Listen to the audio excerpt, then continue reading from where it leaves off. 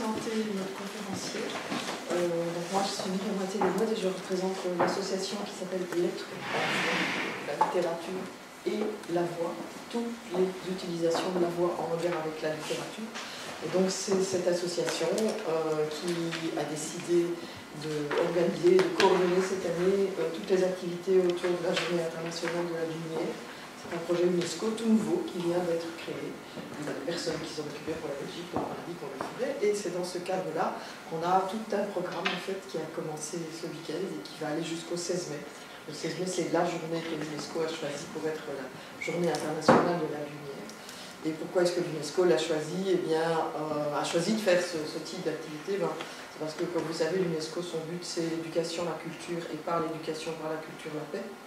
Et qui se sont dit qu'il fallait mettre un coup de projecteur sur l'importance de la lumière, qui est présente, ça va de soi, ça ne doit même pas se démontrer dans toutes les sciences de la vie, enfin, dans tout ce qui est biologique, mais qui est présente aussi dans toutes les sciences technologiques, et aujourd'hui il va être question de ça, et qui est présente dans les arts et dans les lettres, il va aussi être question de ça aujourd'hui.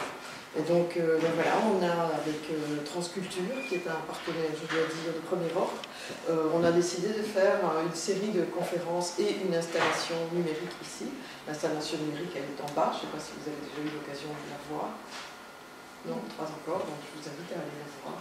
Ça s'appelle Cœur. C'est une installation qui a été créée et montée en partenariat entre les Québécois et les Belges. Les Québécois, c'est la production Rhizome avec Simon Dumas qui viendra ici le 16 mai pour un entretien public, et avec Transculture, donc avec Philippe Franck, qui montre 9 poètes, ce sont des Québécois francophones et des Belges francophones, avec une installation numérique interactive.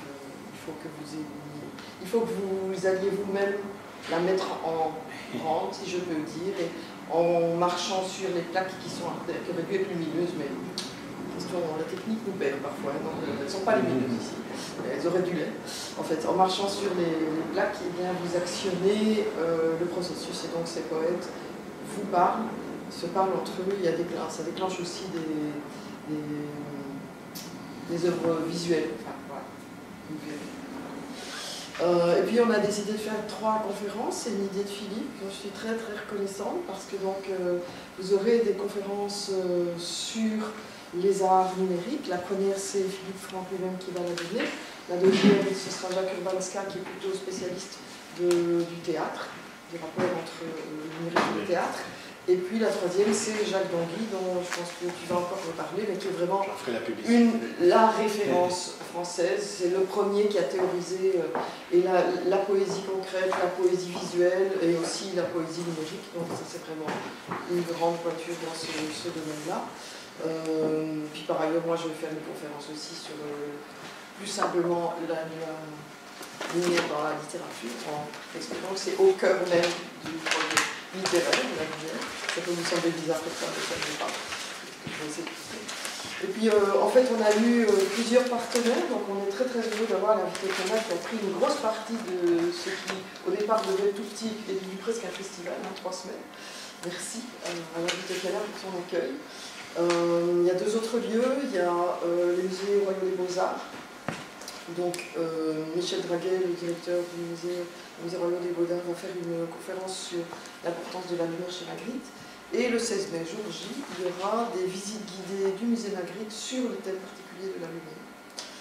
Et puis le 16 mai, oui, il y aura d'abord ces visites au musée Magritte, puis il y aura la possibilité de rencontrer ici Simon Dumas, et puis ça va finir chez de nouveau des gens qui s'occupent de sciences appliquées, c'est-à-dire chez des architectes. Il y a déjà des architectes qui sont présents ici dans notre exposition, mais là, dans le cadre de notre projet, ce sont des architectes qui s'occupent, comme vous le savez, de créer des événements lumière-couleur. Vous voyez ça partout. Et donc il y aura là un événement festif créé par les étudiants. Le projet UNESCO suppose qu'il y ait toujours une implication dans l'éducation.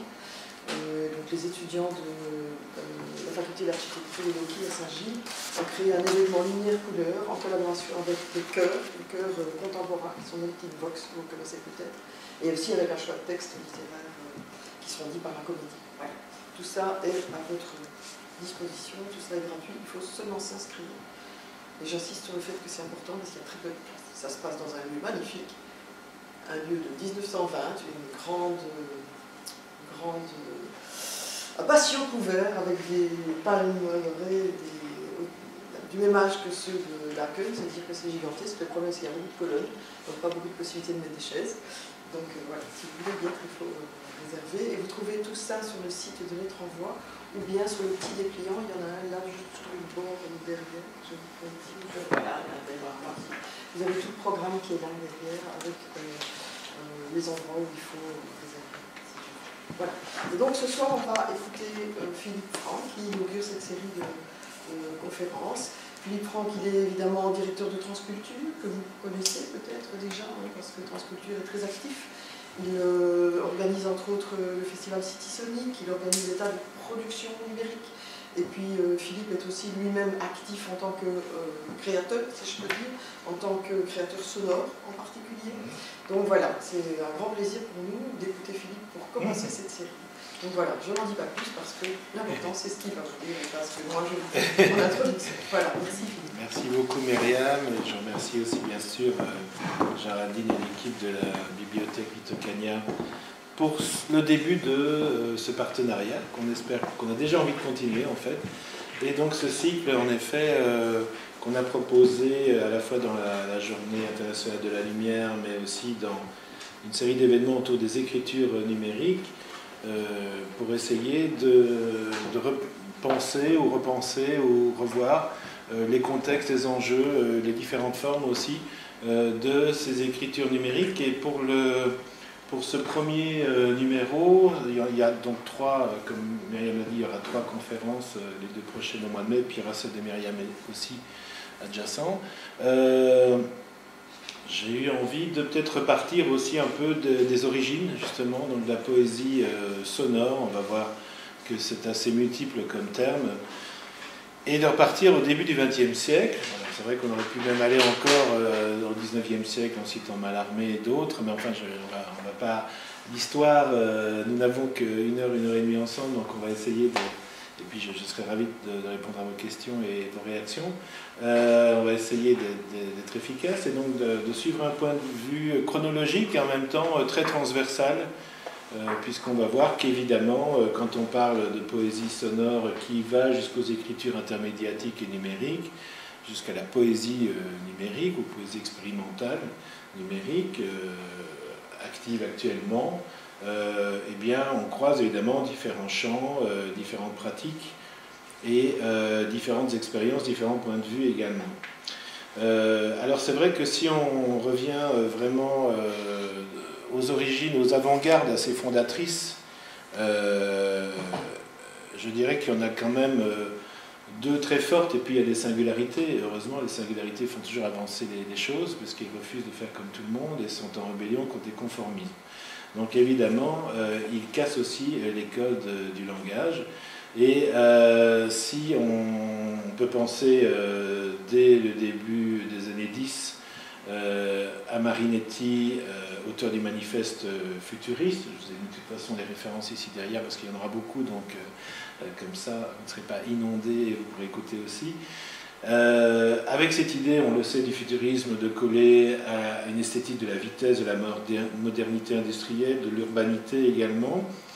Et dans ces soirées futuristes, Marinetti, qui est un auteur assez prolixe, mêle performance, différents types d'artistes également, des textes que lui-même proclame avec le haut-parleur. Il faut savoir donc que ces inventions, puisqu'on en est là, des inventions, ces techniques et ces technologies, on va voir l'importance de la technologie dans ce processus-là. Je pense notamment, si je me rappelle bien, c'est en 1877 qu'il y a seulement le magnétophone, pas le magnétophone, pardon, mais j'allais dire le tourne-disque, oui, voilà, d'Edison, et qu'il faudra un peu le temps que ça se répande, et ça va se répandre assez rapidement, et on va voir l'importance plus tard aussi du magnétophone à bande et d'autres technologies, bien sûr, d'ordinateur aujourd'hui.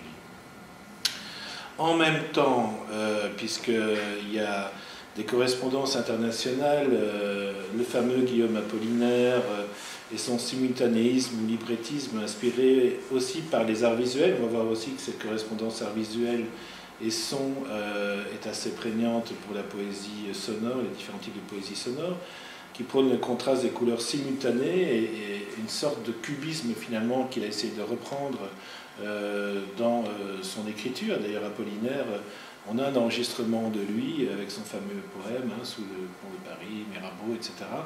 Il avait déjà compris l'importance justement du gramophone et de l'oralité. C'est très important, cette oralité, qui quelque part pouvait libérer ou porter plus loin l'écrit. Et on verra que pour beaucoup de ces expérimentateurs, l'idée est de sortir le poème ou le texte de la page. Alors l'autre grande avant-garde, c'est Dada en ce qui nous concerne, avec déjà l'idée du poème bruitiste, le bruit qui est très important chez les futuristes aussi, puisqu'on a tout un manifeste, l'art du bruit, le fameux art du bruit de Luigi Russello, qui était lui-même aussi musicien, et qui veut libérer la grammaire musicale par les bruits de la ville. Il va faire toute une typologie de différents types de bruits urbains, et pour lui, justement, le bruit est aussi intéressant qu'un son musical, si pas plus, et colle tout à fait à cette réalité urbaine et moderne qui fascine les futuristes. Donc ça, on le sait, je ne vais pas m'étendre là-dessus parce que ce sera ça ouvre un autre champ de création sonore, mais il y avait ces fameuses machines à bruit d'Intrarumori qu'il a créées, qui sont assez incroyables et qu'on a reconstruit récemment. C'est passé... Il y a des créations quand il faut faire l'art musical, donc vous voyez que c'est toujours d'actualité. Donc là, cette idée du bruit, qui n'est plus quelque chose de négatif, mais qui est au contraire quelque chose de libérateur, un élément libérateur par rapport à une grammaire jugée trop réduite des sons, on la retrouve ici associée au mot poème bruitiste, donc introduire le bruit réel pour renforcer et accentuer le poème. Et c'est chez Dada, c'est également dans le fameux lieu de Dada, le cabaret Voltaire et les premiers événements à Zurich en 1916. C'est aussi Hugo Ball, un autre artiste très important pour Dada, qui insiste déjà sur la valeur de la voix elle-même, pour elle-même, hors du phrasé, hors du chanté, hors de la déclamation. Et puis il y a aussi Richard Welsenbeck et ses poèmes nègres, comme on disait à l'époque, avec les vertus sonores de ces poèmes qui faisaient un pont avec la poésie abstraite des sons qui avait cours au cabaret Voltaire et avec la remise en cause des valeurs prétendument supérieures d'une civilisation occidentale, le mot nègre, on dirait, je parle aujourd'hui plutôt africain, alors en plein carnage. On se rappelle qu'on est en 14-18 également et que les artistes et Dada sont extrêmement marqués par cette catastrophe. Arrive aussi le manifeste Dada, et la lecture du manifeste Dada par Zara. Donc Zara va aussi le mettre directement dans l'oralité et le sortir aussi de l'écrit.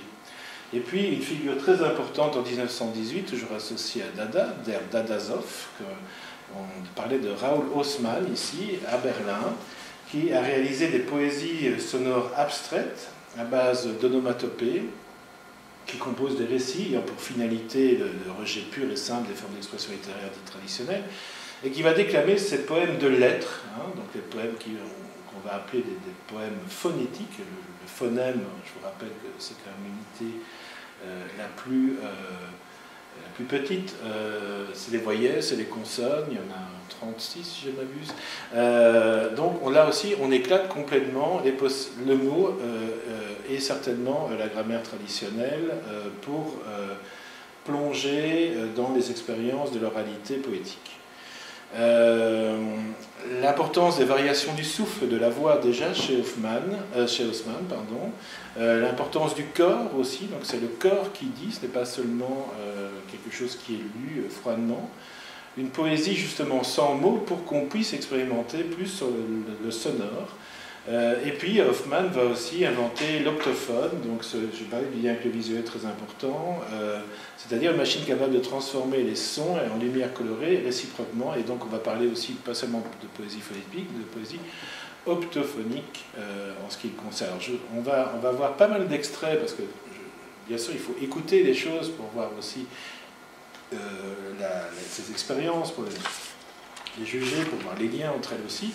Et donc, un petit poème phonétique de Ralph Haussmann. Voilà, on va chercher ça directement.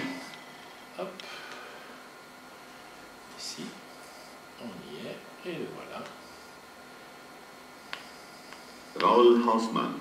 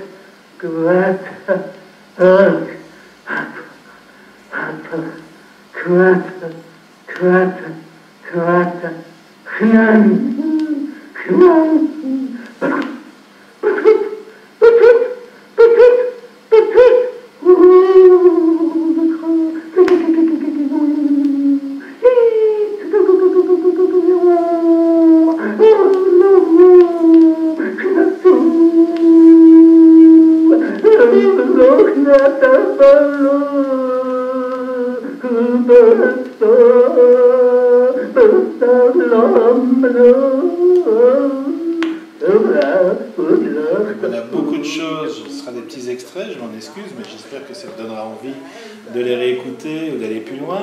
Et là on voit bien ce côté vibratoire déjà de la voix, le fait qu'il évacue complètement le langage et donc la langue, peu importe qu'il parle en allemand ou en français, ici on est vraiment dans la phonétique et dans l'interprétation avec une certaine forme d'expressionnisme dans ce cas-là. Haussmann qui a été seulement considéré par ses apports assez tardivement, bien malheureusement pour lui, alors qu'il a vraiment une importance fondamentale, pas seulement pour la poésie sonore. Alors, je continue mon petit périple, et on pourrait bien sûr en ajouter, je donne ici des grandes figures qui me semblent importantes pour la suite aussi. Le fameux Kurt Schwitters, un des rois du dadaïste, et qui pourtant a été refusé du club Dada. Et donc il va fonder son propre mouvement, je pense que c'est le Houellebecq qui l'avait refusé. Il faut dire que c'était des personnalités très singulières et parfois un peu intempestives, les amis dadaïstes. Et donc il va faire son mouvement Merz et sa revue du même nom, Merz, et puis il va faire des bâtiments Merzbow qui par ailleurs vont être malheureusement pour la plupart détruits, et puis il était aussi sur la liste noire des nazis, donc ça n'a pas spécialement joué en sa faveur. Un carrefour de mouvements où il n'y a pas que Dada, mais aussi l'importance du Bauhaus, l'expressionnisme. Mais ce qui nous intéresse ici, c'est sa fameuse Ursonate. Est-ce que certains d'entre vous l'ont déjà écouté? Oui, monsieur, voilà, qui m'a écouté. Il y a travaillé pendant 10 ans, en fait, décrite comme une poésie conséquente. C'est la structure d'une sonate, on se connaît la structure d'une sonate, la sonate classique pour un ou deux instruments, ici la voix, en plusieurs mouvements, dans un esprit par contre purement dadaïste, interprété par lui-même, et cette sonate, Ursonata, est encore interprétée aujourd'hui, mais par d'autres que lui, ce qui fait que ça pose aussi d'ailleurs la question de la notation, auquel il s'était déjà collé, la notation de ce genre de composition sonore et poétique. En guise d'instrument, la voix, et en guise de notes, des consonnes et des voyelles. La mise en partition de cette œuvre est quant à elle dans l'esprit du Bauhaus, réalisé par le typographe, un des grands typographes modernes, qui est Jan Tschichold. Alors, un petit extrait de Kurt Schwitters, qui est toujours succulent, et sa Ursonata. Je ne ferai pas très long, puisque je vois qu'on est ici déjà un peu entre connaisseurs. Voilà. Le voilà, c'est la version sonate pour son primitif.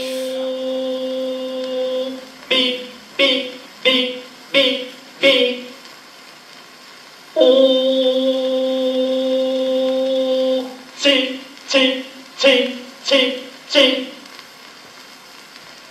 O, sakata B, B. O, ta, ta. O, Lanketorgel, oka, oka, oka, oka. Lanketorgel, pipi, pipi, pipi, tsuka, tsuka, tsuka, tsuka. Lanketorgel, brum, brum. Lanketorgel, tiulum. Quelque chose de très vivace, hein, ça rebondit, cette sonate-là, il y a beaucoup d'humour aussi, mais en même temps c'est assez précis. Et évidemment, si on l'a aujourd'hui, c'est qu'elle a été enregistrée, ce que malheureusement Hugo Ball au Cabaret Voltaire n'avait pas pu faire pour ses premiers essais. Donc ici, on a trace de ça aussi grâce à la technologie de l'époque. Je continue. Suiter, c'est une figure très singulière, mais qui continue quand même d'avoir beaucoup de rémanence. Alors, on arrive, on va un peu du côté de la France. Bizarrement, on pourrait dire que le surréalisme n'était pas tellement intéressé par le son. Par rapport, alors qu'il y a des expériences poétiques de la bande à Breton qui sont assez prolixes finalement, j'ai l'impression qu'à côté des expériences fondamentales du dadaïsme, on est un peu dans une parenthèse là où on a moins de choses remarquables.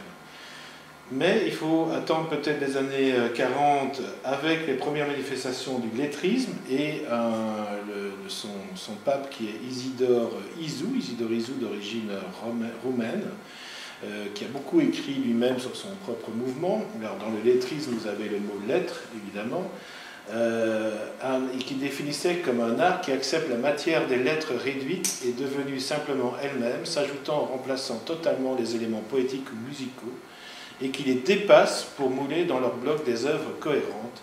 C'est aussi un mouvement qu'il a appelé il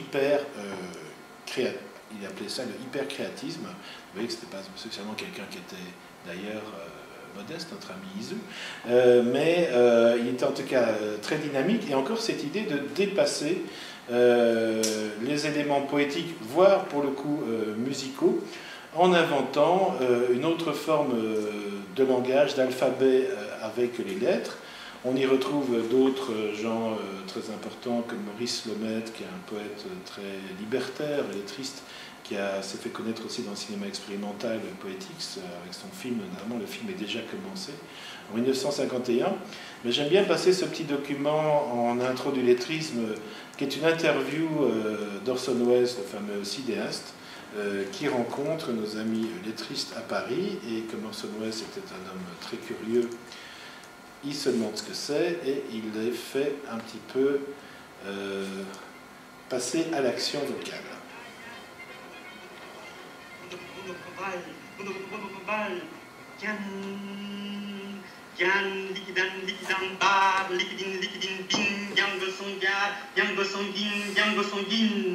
Hakujan Bangal, Hakujan Bangal, Hakujan Bangal.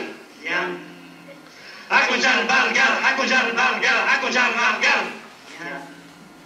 Now, I wish you would explain to us, if you would, please, about these new sounds. You found some quite new letters, as you call these sounds, haven't you? That's right, yes. Such as, for example, like, letters. You have oh, things like oh, or well, but you use this letters mixed with letters like A, O, B, C. Yeah, and you have some like one. And you have well that one. Yeah. I have one like this. And that's a complete letter. Yeah, it's a mixture of letters and rhythm and different of strength in the way of saying. But in a few words. Well, see, my friend and I were looking for new poetry, and let's say new style in poetry. We studied the history of poetry. We were sort of disappointed by surrealist poetry, and then we invented this new poetry using only the letters, writing symphonies or poems, what we call letters, just with these letters. Just with the letters? That's right. Let's have another little fragment. Neige. What about the snow? Okay. Neige. Knei, knei, tnakapata, tnakapata, ei, tragahate, tragahate, gochlach, lach, lach, lachan. Yalikoto, piniminiva, piniminiva, con quelqu'un, magabondaba, dove ti gusta, quando ti regali, coupe la canne, coupe la canne.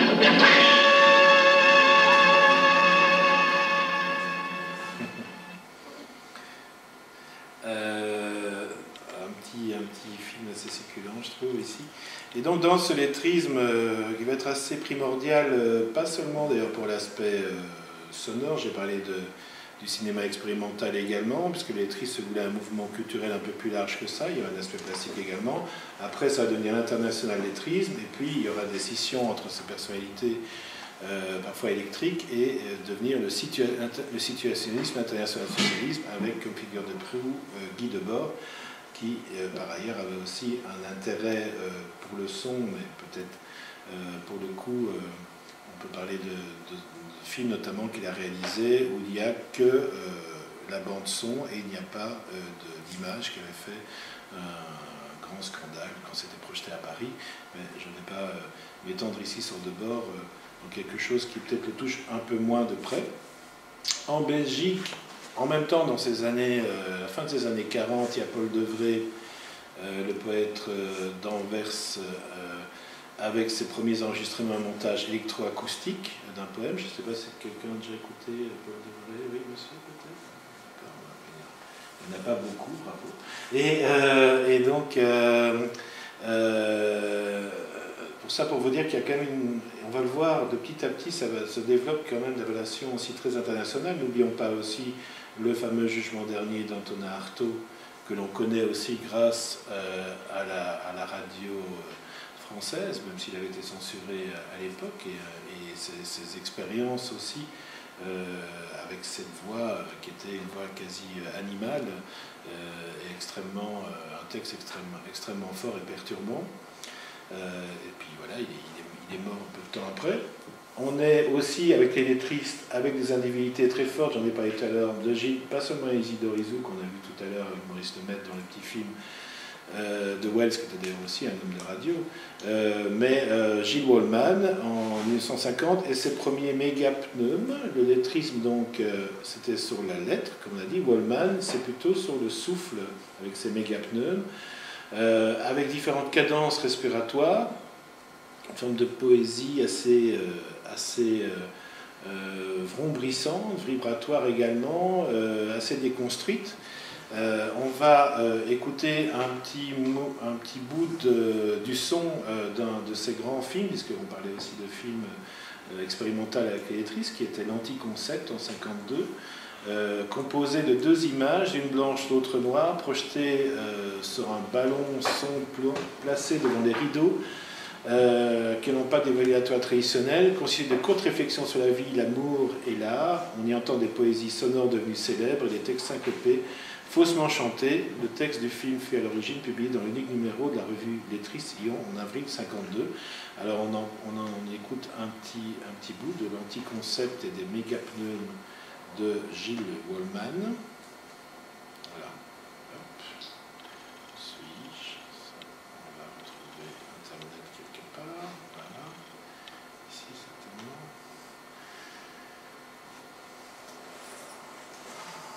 Voilà.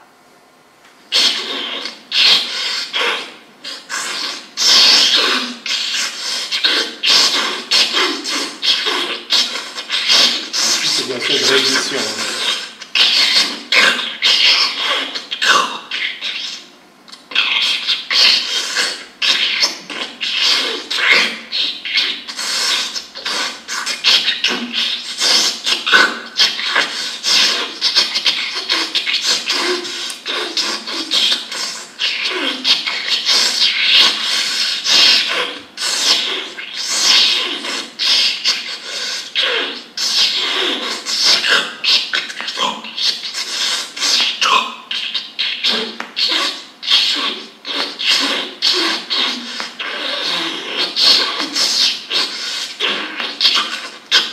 retrouve d'ailleurs quelque chose d'un peu d'Artaud là-dedans. Évidemment, là, le mot, il n'y a plus de mot du tout. Wallman, une figure très importante, mais aussi, dans ce tout début des années 50, François Dufresne. François Dufresne, le poète ultra-lettriste, on disait que le lettrisme avait aussi évolué, dans une optique aussi de poésie phonétique. Il est aussi plasticien, il est aussi associé au nouveau réalisme, à ces affiches lacérées dont vous vous rappelez aussi, l'enregistrement des premiers cris-rythmes. Lui, on va parler de cri-rythme, où il explore plutôt les possibilités vocales de la musique concrète, parce que rappelons-nous que la musique concrète date sous ce nom de 48 avec Pierre Schaeffer.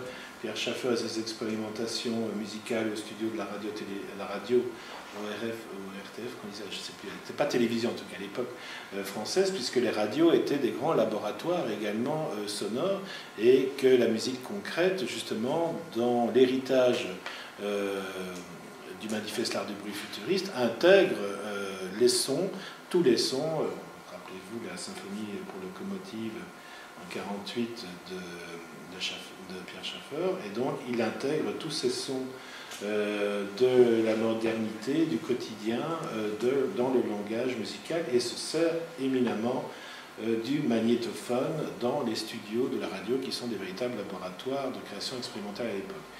Dufresne intègre cette idée de musique concrète, d'ailleurs il n'y a pas que lui, des Brésiliens, Harold do Campos à Sao Paulo va aussi faire des expériences de poésie concrète, musique concrète, poésie concrète, et Dufresne parle de cri-rythme. Alors, qu'est-ce que ça donne les cri-rythmes? On les écoute.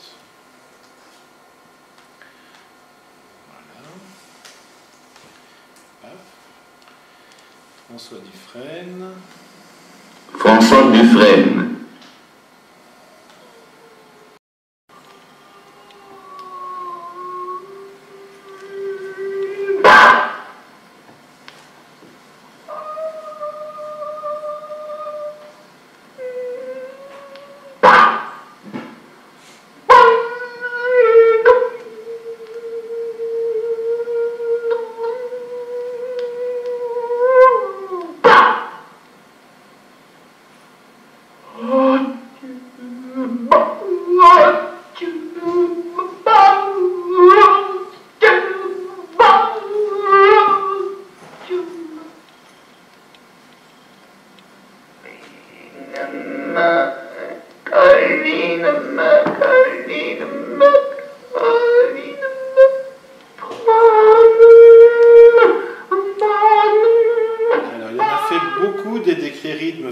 Même s'il est mort un peu plus tôt que certains de ses collègues. Alors Dufresne a son propos Henri Chopin, qui est avec Bernard Heinzig, qui est Henri Chopin, je vais parler évidemment d'eux un peu plus tard. Vraiment, alors, dans les grands, c'est un peu le trio de la poésie sonore française du début des années 50 et plutôt du milieu des années 50 en ce qui concerne Chopin et Heinzig. Chacun se sert du magnétophone. Qu'est-ce qu'il disait Chopin dans ce livre de référence Poésie sonore internationale? Il disait à propos de Dufresne et de ses cris-rythmes, Dufresne, par ses projections physiques, est le poète sonore brut. Il peut, dans un certain sens, être considéré comme l'ouvreur incontestable du son buccal pour les musiciens. Pierre-Henry s'en inspira, Pierre-Henry, le fameux Pierre-Henry, également proche à ce moment-là de Pierre Schaeffer et pionnier de la musique électronique. John Cage lui sera postérieurement assez parallèle, de même, plus encore, que l'Extended Vocal Technique Ensemble, qui ressemblera curieusement dès 1972, donc de John Cage. Cette projection pure, faisant de Dufresne un orchestre en improvisation directe, sera récupérable par des notations musicales, comme il y en a avec le Extended américain, négligeant le simultanéisme si large de ce poète. Et donc, une autre dimension que Dufresne va explorer, à part ce rapport à la musique dont parle Henri Chopin ici, c'est la performance, une performance directe, un poème écrit qu'il lit en public, dans des performances qui sont assez physiques également, assez brutes. Malheureusement, je n'en ai pas trouvé directement d'archives, Et donc ce cri rythme, ce cri pur justement, nous fait avancer dans la poésie sonore et le lien avec le magnétophone qui est très important. Si je reviens, je quitte François Dufresne et je reviens à mon résumé ici, on arrive à ce moment-là avec deux personnalités qui au début étaient assez proches, et comme ça arrive parfois dans certains mouvements d'avant-garde, après ils le seront beaucoup moins, Henri Chopin et Bernard Heidsieck, qui incarnent tous les deux de tendances assez pionnières et assez différentes finalement. Henri Chopin avec le magnétophone à bande, Bernard Heidsieck aussi, qui crée ses premiers audiopoèmes très corporels, il joue beaucoup sur le souffle, le mot est littéralement éclaté par la technologie, on ne l'entend plus, on ne le perçoit plus. Et de l'autre côté, Bernard Heidsieck avec ses premiers poèmes partitions, avec l'importance aussi de la notation, bien sûr insuffisante au niveau traditionnel. Et comme la musique, la poésie existe lorsque sa partition est interprétée. Et Heidsieck le sait, et pour Heidsieck, le mot est toujours bien là, la sémantique est là aussi, mais il y a quelque chose de très musical dans ce qu'il a produit, qui est très important, et il y a aussi l'importance de la performance, et Heidsieck a parlé de poésie-action et de remettre la poésie debout, un peu comme on parle de art-action, mais c'est la poésie-action, remettre la poésie debout, sortir, je l'ai dit tout à l'heure, les mots de la page. Je vais vous passer un petit extrait d'Henri Chopin, et puis je vous passerai un extrait d'un film que j'ai fait sur Bernard Heidsieck. C'est un petit résumé d'une dizaine de minutes, mais qui est aussi l'introduction un peu à ce qui se passait autour de lui. Henri Chopin, et donc je parlais tout à l'heure de l'importance du souffle. Voilà, Henri Chopin à la fin de sa vie, c'est un extrait que j'aime bien parce qu'on le voit littéralement jouer avec son magnétophone. On le voit prendre plaisir à ça. Donc si c'était à la fin de sa vie, et on voit vraiment le plaisir qu'il a, c'était dans les années 2000, à jouer avec son magnéto.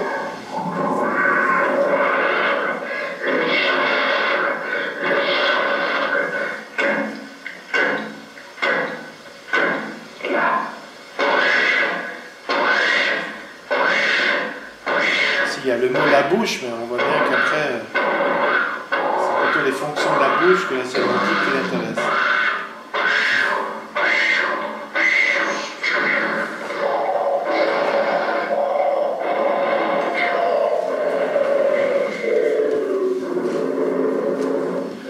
Évidemment, Henri Chopin, on peut pas faire l'impasse sur lui parce qu'il est très très important, je le disais tout à l'heure, dans la poésie sonore, dans son évolution aussi. Alors de lui disait Sten Hansson, qui est aussi un musicien, mais qui a beaucoup travaillé aussi la poésie sonore en Suède, puisque la Suède avait aussi un festival qui s'appelait Tech Sound, qui était extrêmement prolixe, et qui invitait ces artistes aussi à se produire, toujours dans cette idée d'internationalisme dont je parlais tout à l'heure. Il disait Chopin n'était pas le premier à utiliser le magnétophone comme outil du poète, mais il était assurément le premier à réaliser les possibilités fondamentalement différentes qu'il découvrait en chaque poète oral, et il fut le premier à rendre ce phénomène théoriquement clair. Conséquent avec lui-même, il devient le premier éditeur régulier, pendant 10 ans le seul, vraiment important de la poésie sonore sur disque avec la revue OU. Donc Chopin, il a fait cette revue magnifique, qui est une revue sur disque. Voilà, ici vous voyez la revue OU, un exemplaire d'un de ces 33 tours. On y retrouve justement Paul Devray, Augenblick, notre ami belge. On y retrouve également Henri Chopin lui-même et d'autres créateurs. Il a aussi publié Brian Gysin, John Giorno, des tas de gens dont on va également parler. Donc Henri Chopin, ce n'est pas, c'est déjà un très grand artiste, mais c'est aussi un éditeur, et là encore, il édite sur disque, avec la revue OU, ce qui est tout à fait unique également, et il donne de la place, justement, il donne de la visibilité à ses collègues également. Il y a aussi chez Chopin un grand travail, bien sûr avec le microphone, le magnétophone, avec cette idée d'élargir la profondeur et la densité poétique également, et toute une série de superpositions et d'autres motifs finalement assez physiques. Je reviens vers Bernard Heidsieck, et Bernard Heidsieck, je vous en ai parlé, je vous passe un petit mot, un petit extrait, un petit résumé ici de 10 minutes, qui met bien en perspective, je pense, donc extrait du film J'ai fait avec Anne Chamboissier, Bernard Heidsieck, La poésie en action, c'est aussi sorti, je fais un peu de pub, en coffret, livre et DVD, voilà. Okay. Ça date de 2014, c'était à la fin, on l'a rencontré à la fin de sa vie assez longuement. Impossible.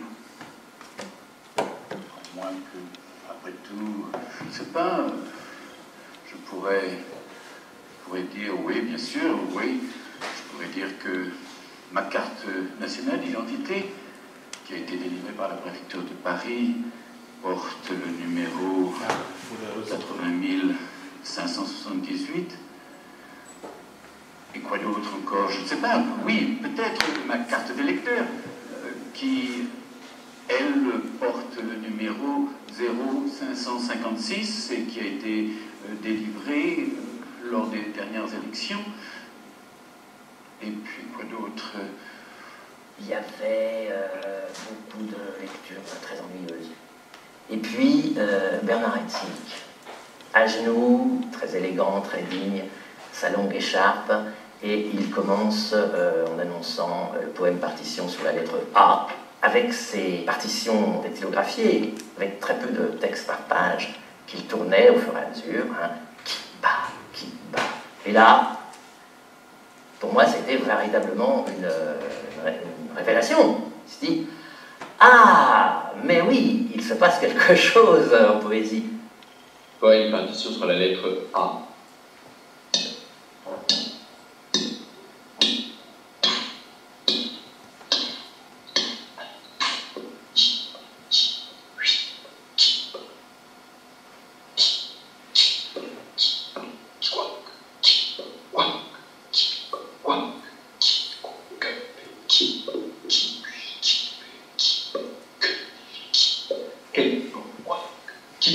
À l'époque, dans les années 50, la poésie était assez sinistre.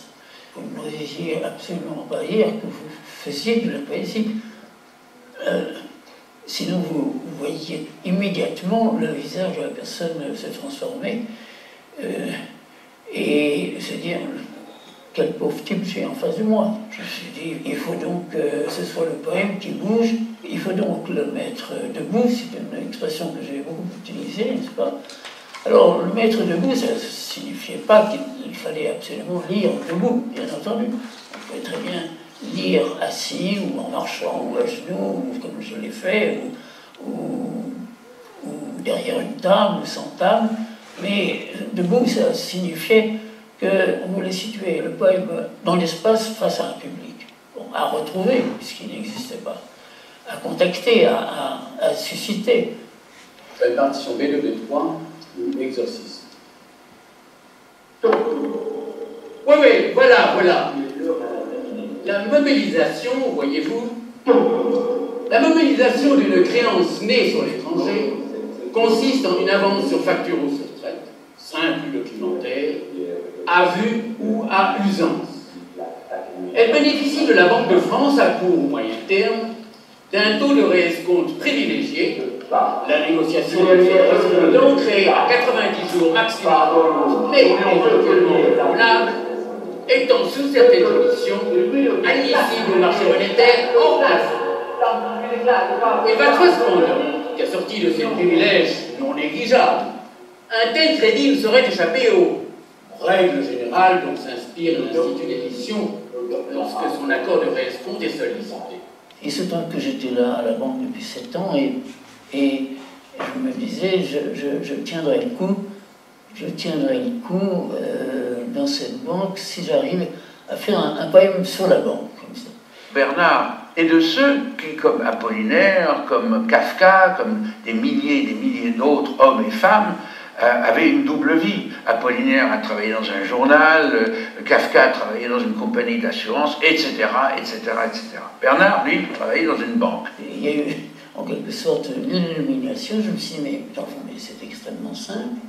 Je vais juxtaposer un texte de pure technique bancaire, soit incompréhensible pour autrui, mais qui, moi, était le langage courant que j'utilisais tous les jours dans mon travail avec ma clientèle, et je vais mixer ça avec des extraits des textes et poèmes partitions que j'avais réalisés depuis 1955. C'est à ce moment-là que j'ai eu l'idée, puisqu'il travaillait à la Chaussée d'Antin, de faire un film qui s'appelle La Chaussée d'Antin. Et c'est moi qui l'ai filmé. Et je trouvais ça très intéressant. On est arrivé très tôt le matin, et Bernard n'était pas là. On a pris une colonne Maurice, on a vu tout ce qui était écrit dessus, on l'a lu, on a fait le tour de l'opéra et on a fait le tour de toutes les rues. Avec les magasins de mode, il y en avait partout à l'époque, il y avait aussi beaucoup de bordel. Donc c'était tout à fait intéressant, on voyait les petits hôtels partout, on a filmé tout ça, on a mis en musique un peu d'opéra. Et puis le texte de Bernard, bien sûr, sur la Chaussée d'Antin, qui était tout à fait passionnant. La liquidation empêche également la circulation de l'information. Lieu commun. Et comme cela, toujours à tous les cas. Ce problème. Pour eux, ça vous êtes mis en garde. La liberté et de l'eau du bain. Tu jettes ou tu gardes. Tu gommes et corriges ou restes inquiet. Et voilà, c'est le voilà. Et eux deux continuent à tourner, à fonctionner, sans fin. Par milliers d'événements dans le carrefour, à la minute, par millions dans l'ordinateur. On écoute ça. Je modifie qui que ce soit de savoir si Bernard Herzig est pour ou contre la société de consommation. Mais par contre, on a un réel document poétique qui nous permet de penser et la période et comment ça s'est fabriqué, notre société actuelle. C'est une œuvre qui a été fabriquée, c'est une biopsie qui a été faite dans les années 70 et qui nous sert toujours d'objet de réflexion. En ça, c'est effectivement un travail d'immensément politique. Si on raconte son œuvre aux gens, les gens vont se dire, ah bon, ben voilà, c'est un exercice ultra formel, ultra répétitif, etc. Et ça ne fera absolument pas justice à une opération mystérieuse où l'humour a un très grand... Enfin, encore une fois, un humour qui vient du travail intense du sens. Mais, comment ça fait-il donc déjà, voyons. Ah oui, ah oui. Joseph. Cassa. Joseph. Non. Mais non. Paradoxalement, je pourrais presque dire que c'est un écrivain réaliste. Au bout du bout, on a l'impression d'avoir une sorte de Balzac de la vie contemporaine aussi. C'est-à-dire que ça donne des renseignements très profonds, très précis sur des parlers, des situations. C'est des documentaires aussi, c'est ça que je veux dire. C'est curieux. C'est pas des pièces abstraites du tout. Voyons. Joseph Calzura. Absolument, Joseph Calzura. Oui. Oh. Je vais arrêter cet extrait-là, je vous renvoie à Internet ou si vous désirez au film. Et donc c'est une figure tout à fait majeure. On s'est d'ailleurs rendu compte avec Elmore Chambassier qu'on aurait fait le film qu'en fait il n'y avait pas eu de film sur lui, alors qu'il avait une importance et un grand respect également de la part de ses collègues, de ses contemporains. Et Herzig a également écrit beaucoup autour de cette poésie sonore, du poème Action.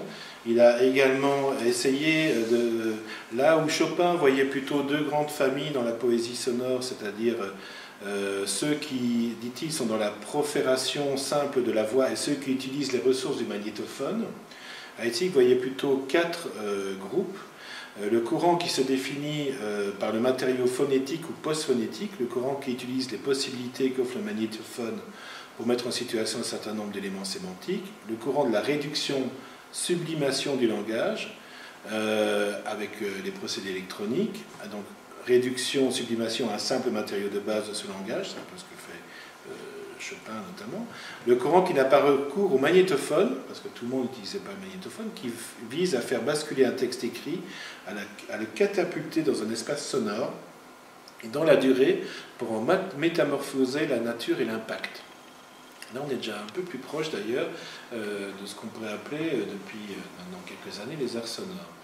Alors Heitzig, juste une petite citation, on pourrait faire très long sur lui, ça serait vraiment passionnant, mais ici c'est une introduction.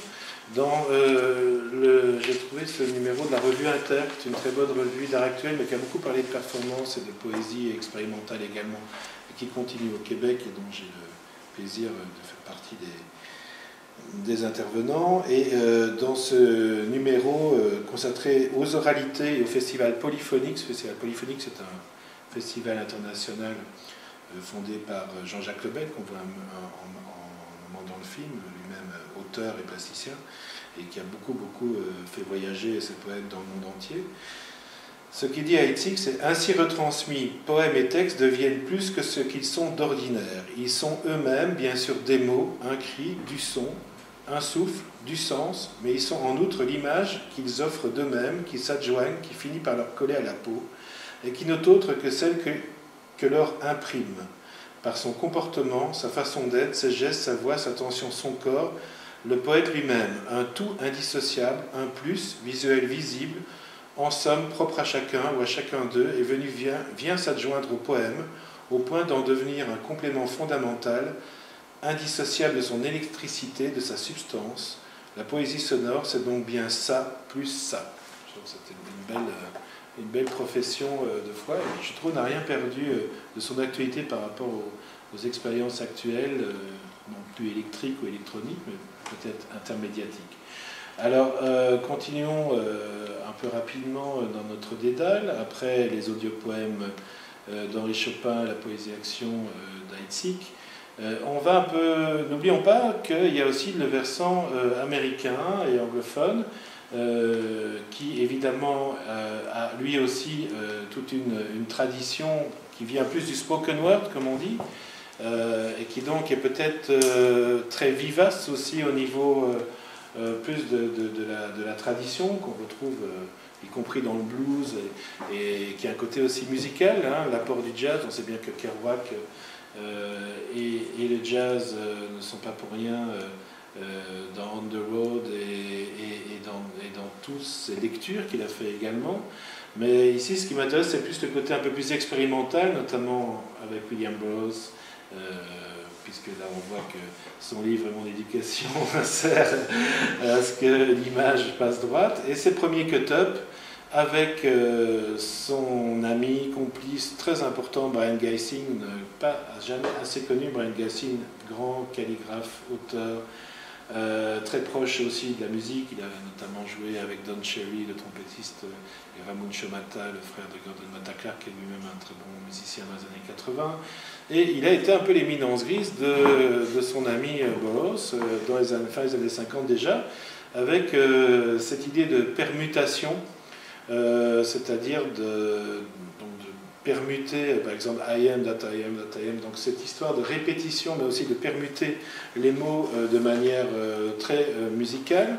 Je pense que justement Henri Chopin en parle également dans ce livre Poésie sonore internationale. Je vais voir si je peux retrouver le passage.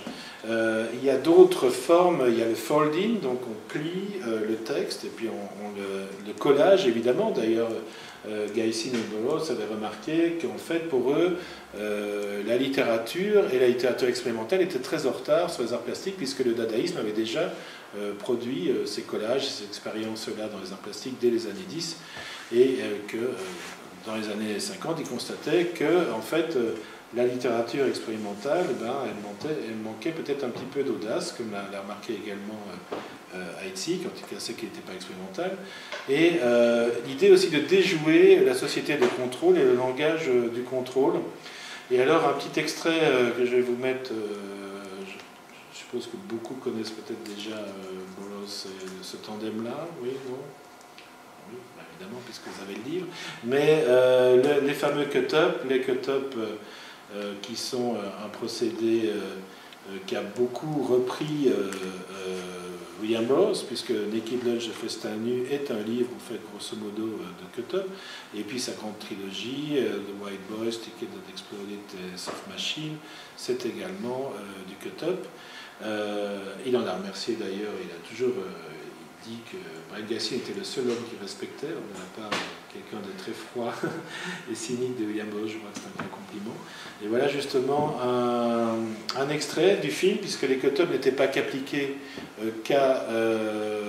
qu'aux mots, mais aussi donc, plier, couper, redistribuer, retravailler ce qui a été recomposé ou pas, laisser le hasard s'infiltrer.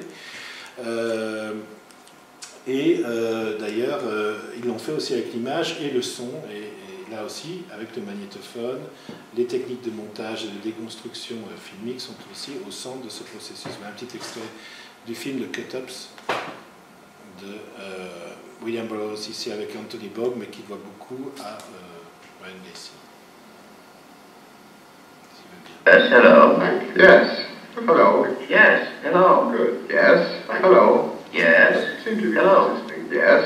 Hello. Yes, hello. Yes. Hello. Yes, hello. Yes. Hello. Yes. Hello. Yes. Hello. Yes, hello. Now. Yes. Hello. Yes, hello. Yes. Hello. Yes, hello. Seem to be yes. Hello. Good. Yes. Thank you. Hello. Where are we now? Hello. Yes, hello. Yes. Hello. Good. Yes. Thank you. Hello. Yes. Hello. Yes, hello. Yes. Hello. Good. Yes, hello. Yes. Hello. Good. Yes, hello. Yes. Hello. Good. Yes, hello. Where are we now? Yes. Hello. Thank you. Yes, Hello. hello. Yes. Yes, Hello. Yes, hello. Yes. Un peu plus loin pour montrer d'autres ambiances. On voit les calligraphies d'ailleurs de Gysin ici. Yes. Hello. Hello. Yes. Hello. Hello. Yes. Hello. Yes. Hello. Yes. La fameuse Dream Machine. Yes. Yes. Hello. Hello. Yes. Hello. Yes. On a l'assemblement pour nous hypnotiser. Yes. Hello. Hello. Yes. Hello. Hello. Hello. Yes. Yes. Hello. Hello. Yes. Hello. Yes. Hello. Yes. Hello. Yes. Hello. Yes. Hello. Voilà, un tout petit extrait. À propos des cut-ups, de ces différents procédés de permutation folding qu'on retrouve dans leur livre commun qui s'appelle The Fun Mind en anglais et très mal traduit, œuvre croisée en français. Parce que The Fun Mind, c'est justement ce plus de 1 plus 1 égale 3 avec le hasard, avec tous ces processus expérimentaux. Et ce que disait Brian Gysin, il disait à propos des permutations notamment, mais aussi de ce que Burroughs écrivait dans Nova Express, dans le cut-up, et de ce que Gysin faisait dans I Am That I Am et ces espèces de tautologie verbale et orale, il disait ces poèmes ont été programmés par Ian Somerville sur un ordinateur Honeywell en 1965. Ian Somerville, c'est un mathématicien avec qui ils ont travaillé, donc il y a aussi l'idée de là on arrive au début justement de l'informatique et cette histoire aussi qu'on pourrait avoir des combinatoires intéressantes au niveau littéraire qui déconstruisent le sens traditionnel. Nous avons eu beaucoup de mal à mettre la main sur les machines, dit-il, et j'aurais voulu ajouter qu'il aurait fallu appeler machine poetry tout ce jeu issu des magnétophones et des computers. Donc déjà la poésie de la machine entrevue par Brian Gysin dans ce magnifique livre qui relate leurs expériences appelé The Fun Mind, œuvre croisée en français. Alors, on est obligé d'aller un peu vite.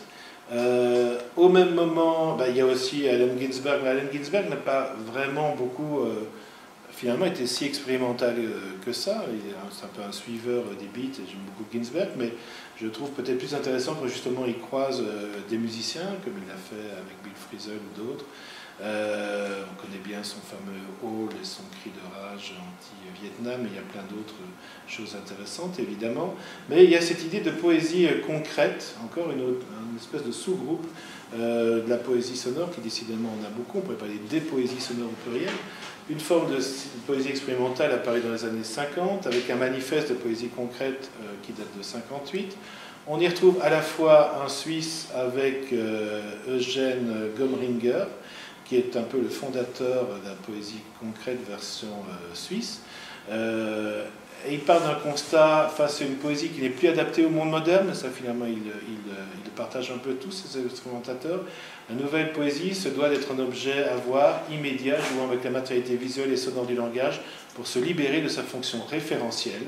Et à partir des années 60, on y inclura dans la poésie concrète également des textes, des images, notamment, comme on peut voir chez l'artiste tchèque Jerry Kollár. Il y a aux États-Unis, Emmett Williams va aussi parler de poésie concrète. Au même moment vient cette idée d'intermédiat, puisque ici je parle d'écriture intermédiatique à partir de la poésie sonore. C'est Dick Higgins, associé au mouvement Fluxus, qui a fait cette déclaration sur l'intermédiat en 1963. Il a beaucoup théorisé ces rencontres intermédiatiques qu'on retrouve notamment chez les artistes de Fluxus, autant théorisées, associées au happening, qui est en soi quelque chose de très intermédiatique, qu'au son, qu'aux arts plastiques, ou ce qu'on pourrait dire l'art action. Il a aussi tenté, Dick Higgins, dès 1968, des poèmes à l'ordinateur, ce qu'il appelait computer poetry.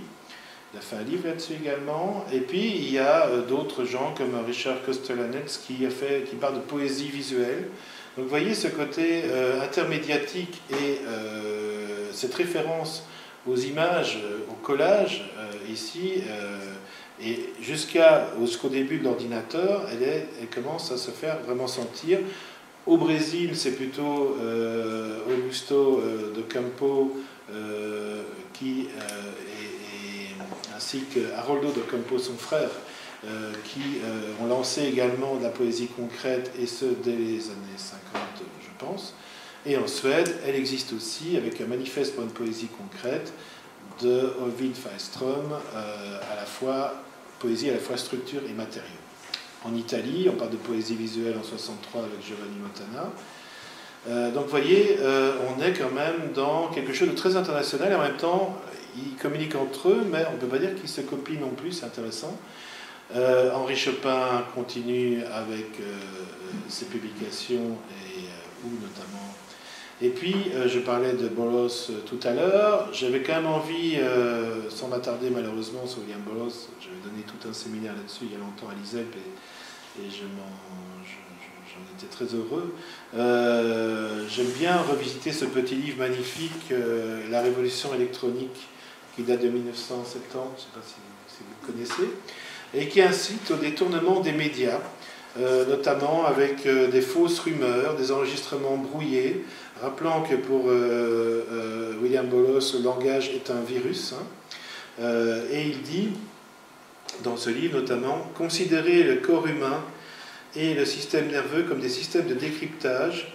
En considérant cela, les médias pourraient sensibiliser des millions de personnes à recevoir des versions brouillées d'un même ensemble de données.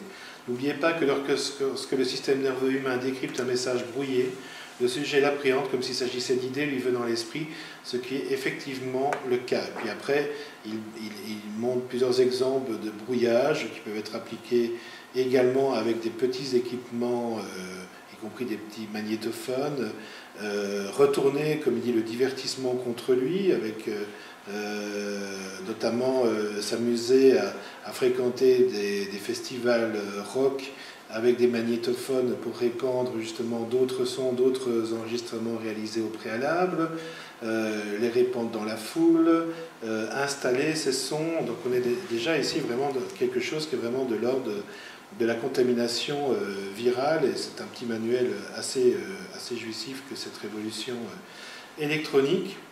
Comment aussi il dit aussi comment on peut répandre de fausses rumeurs dans la rue, et aujourd'hui ça fait un peu écho à nos fake news d'ailleurs, parce que lui il retournait déjà, on va faire nos propres fake news contre la société de contrôle.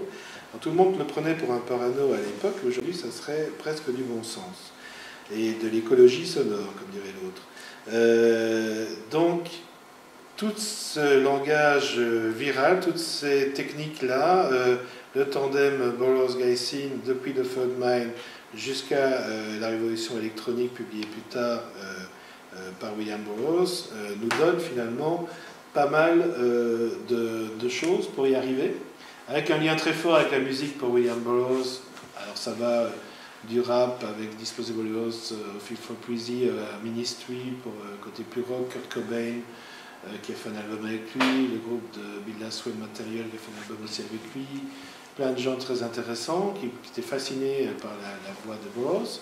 Toujours aux États-Unis et toujours en lien avec la technologie, des poèmes pour téléphone ou par téléphone par John Giorno. John Giorno qui était associé, qui avait aussi son propre label d'ailleurs, qui sortait des disques de Burroughs, mais aussi d'autres, de groupes de rock comme Swans, Experimentaux, Sonic Youth à leur début, ou encore Laurie Anderson, dont j'aurais un tout petit peu parlé. Et John Giorno vous proposait de composer votre poème sur le cadran du téléphone, avec un numéro, un poème lu et enregistré par des artistes et des poètes, tels Patti Smith, Allen Ginsberg notamment. Et ce dial poème a pris de nombreuses formes au fil du temps. Il a été, c'est devenu aussi une installation. Je pense qu'il a été revisité en 2012, il n'y a pas si longtemps. Je vais un petit peu plus loin parce que je sais qu'on n'a pas non plus 3 heures malheureusement. Le lien dans les années 60, puisqu'on y est aussi avec les musiques minimalistes, Steve Reich notamment, une des premières œuvres de Steve Reich c'est It's Gonna Rain, je ne sais pas si vous connaissez ce auteur. En fait, il avait enregistré un prédicateur qui nous parlait de Noé et il utilisait 2 magnétophones. Et puis en fait, presque malgré lui, il a voulu jouer avec et se sont décalés. Il a trouvé que ces décalages progressifs des magnétophones étaient intéressants. Et du coup, ça lui a donné une idée qu'il a beaucoup développée après, la musique de phase, donc jouer sur les phases, et pas seulement sur la répétition, comme on l'a dit un peu facilement. Steve Reich, It's Gonna Rain, je vous allez comprendre tout de suite un tout petit passage. Hop, on y est.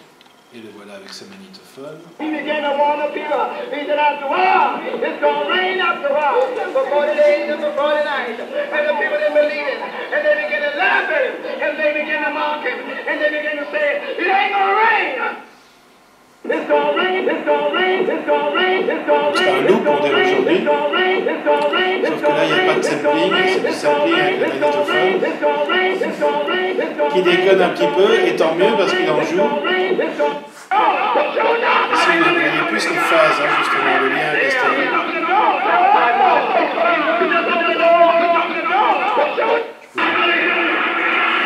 jusqu'à une abstraction à la fin, en fait, toujours à partir de cette seule phrase, avec 2 magnétophones.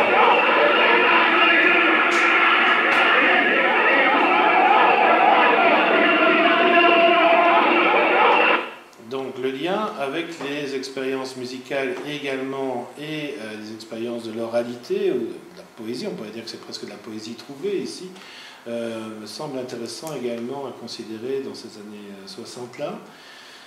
Il y a la fameuse expérience d'Alvin Lucier, I'm sitting in a room, où il enregistre cette phrase, où il dit je suis assis dans cette pièce, je m'enregistre moi-même, et finalement il s'enregistre sur lui-même, et à la fin il ne reste plus que le souffle, qui montre à la fois que l'acoustique n'est jamais neutre dans une pièce, mais que aussi le magnétophone à bande n'est pas neutre, et il y a aussi son son à lui, et on n'entend plus que le son de la machine, et non plus ses paroles, et ce qui l'arrangeait bien, parce qu'il était bègue pour la petite histoire, et non plus ce qu'il voulait, c'est faire que son petit défaut de prononciation disparaisse grâce à la technologie. Je passe un peu rapidement là-dessus. Les groupes pré-rap, on pourrait dire aujourd'hui, comme The Last Poets, qui s'emparent également de ça. Il y a G. Scott Heron et son fameux « La Révolution ne sera pas télévisée », qui avec un croisement un petit peu avec le jazz. Dans les années 80, on arrive avec un truc qui est quand même assez étonnant.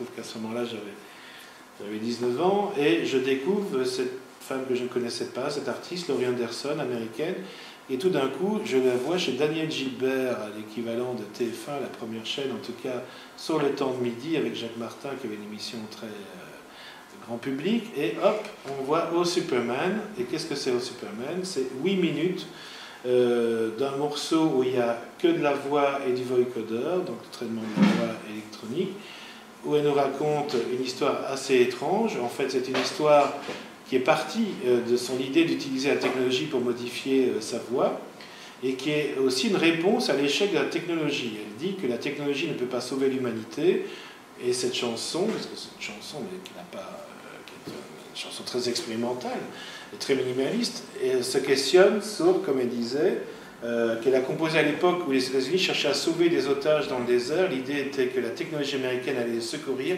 et en fait notre hélicoptère s'est écrasé dans le désert, l'opération a été un fiasco. Et ça utilise quelque part la technologie dans cette chanson, dans ce morceau, pour la remettre en question. Alors ça, c'est un peu ce qu'il y a derrière le morceau, mais on a tous entendu ça, je pense. Hein.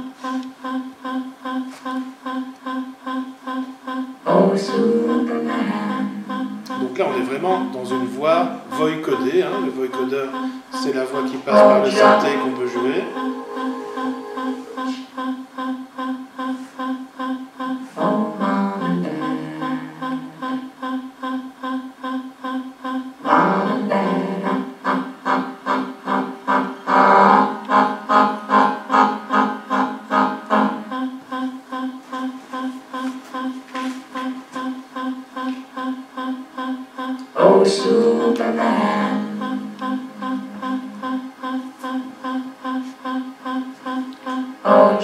Commando allait vite, et des exemples un peu plus récents.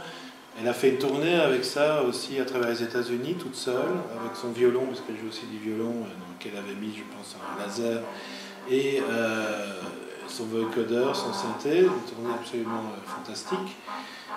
Et on voit bien au départ que c'est bien sûr intéressée par le son, mais c'est aussi une performeuse, c'est aussi une artiste tout à fait intermédiatique pour le coup, et qui là a réussi avec Warner Bros qui a sorti quand même ce truc inimaginable aujourd'hui, voir une grande major qui sort un truc de 8 minutes comme ça qui est dans le hit parade, je pense qu'aujourd'hui ça serait absolument impossible, cet équivalent-là en tout cas. C'est donc intéressant qu'il y ait des petites trouées comme ça de l'expérimental dans le mainstream, si je puis dire, et il faut croire que dans le début des années 80 c'était encore possible, mais très vite ce ne sera plus. Je vais pas dire grand-chose sur Jacques Dongui parce qu'il fait des choses déjà très intéressantes. Jacques Dongui va donc être cet artiste important, mais aussi ce théoricien important, et cet éditeur, et ce galeriste, parce qu'il a une galerie à Paris également, qui a beaucoup défendu les artistes, notamment de la poésie sonore, de la poésie concrète, de la poésie visuelle, qu'il connaît très bien. Et Jacques Dongui va faire des expériences dès le début des années 80, avec des disques souples de l'époque, je ne sais pas si vous vous rappelez, en tout cas moi je me rappelle, ce grand disque qu'on essayait de mettre dans l'ordinateur, mais aussi de la poésie sur CD-ROM. Il va parler de traitement de texte au sens propre, il va travailler avec des créateurs sonores, plus tard il va travailler avec des créateurs numériques également, et il a vraiment une importance primordiale au niveau éditorial. Voilà par exemple un livre qu'il a fait, Poésie expérimentale, zone numérique, de 1953 à 2007, des choses qui nous éclairent vraiment, pas du tout sur son travail, mais aussi sur, pas seulement, mais sur tous ces pionniers, mais aussi sur la biopoésie, par exemple avec Eduardo Katch, qui est un artiste du bioart, mais qui avant ça était un artiste de la communication et qui a fait des poèmes avec des hologrammes notamment. La poésie et le début de l'ordinateur, il nous parle de chercheurs dès les années 60-70, on parlait de Computers and Creativity, et donc de lui-même ses expérimentations ainsi que ceux de ses collègues. Vous connaissez bien sûr l'Oulipo, l'ouvrage de littérature potentielle fondé par Queneau en 60, mais on pourrait parler aussi de l'Alamo. L'Alamo, c'est pas l'Oulipo. L'Alamo, c'est fondé en 81 et ça réunit des écrivains et des informaticiens autour notamment de Jean-Pierre Balb, qui est un auteur qui a beaucoup travaillé sur les générations de textes, générateurs de textes, la poésie informatique, mais aussi Marcel Benamou et d'autres intervenants autour de ce groupe appelé Alamo. Et donc le projet est d'utiliser de toutes les façons possibles et sans aucune exclusive préalable l'ordinateur au service de la littérature. L'intérêt, nous dit Jacques Dongui, en était la complémentarité des gens, des écrivains, des mathématiciens, des informaticiens. Et dès le printemps 84 est paru un numéro de la revue Action poétique intitulé Alamo, écriture et informatique. Donc là, on arrive vers ces écritures numériques, et j'ai parlé aussi de Jean-Pierre Balb qui va créer des générateurs de textes pour des rangas. Le ranga, c'est une forme de poésie japonaise, une forme de haïku, qui va l'inspirer pour faire des poèmes non pas métaphoriques, mais travailler sur des générateurs de textes en fonction de différentes contraintes de syntaxe, de sens, et qui va aussi expérimenter avec une dimension aléatoire dans ses premières expériences de générateur de texte qui ne pourraient pas se faire sans les technologies de l'époque, c'est-à-dire le début de l'informatique. J'ai dit aussi que Jacques Dongui avait travaillé avec des revues CD-ROM. On pourrait peut-être plus les lire aujourd'hui, mais ça serait intéressant franchement, je ne sais pas ce qu'il en a fait, mais j'aimerais bien qu'il nous en parle quand il va venir ici le 15 mai. C'est assez un peu qu'on l'a invité aussi pour nous parler de sa propre œuvre, pas seulement de l'œuvre des autres. Et puis, il a travaillé aussi sur la notion de remix, déjà à ce moment-là, pas seulement le remix musical, mais le remix de texte. Bien sûr, il a travaillé dans ce qu'il appelle la poésie numérique ou la poésie digitale, sous d'autres formes également, mais je ne vais pas trop dévoiler tout ça, puisqu'il va nous en parler quand il va venir ici, et je suis sûr que ce sera passionnant.